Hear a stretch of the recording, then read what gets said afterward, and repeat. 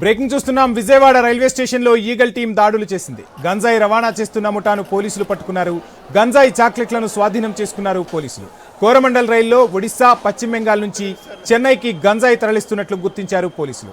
గంజాయి రవాణా చేస్తే కఠిన చర్యలు తీసుకుంటామని రైల్వే డీఎస్పీ రత్నరాజు హెచ్చరించారు.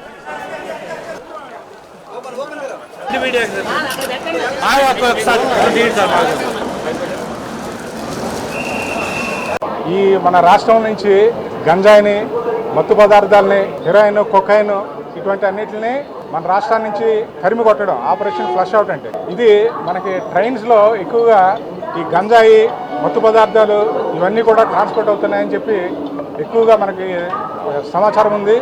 దాని మేరకు ట్రైన్స్లో ప్రయాణం చేసే వాళ్ళందరినీ చెక్ చేయడం, ఒక రాష్ట్రం నుంచి ఇంకో రాష్ట్రానికి ఎక్కువగా ఈ గంజాయి ట్రాన్స్పోర్ట్ అవుతాం ఇవన్నీ మనం చూస్తున్నాం.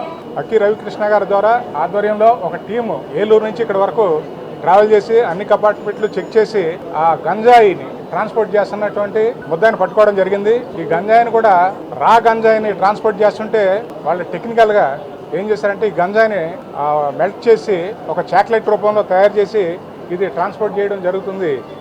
ఈ మన రాష్ట్రం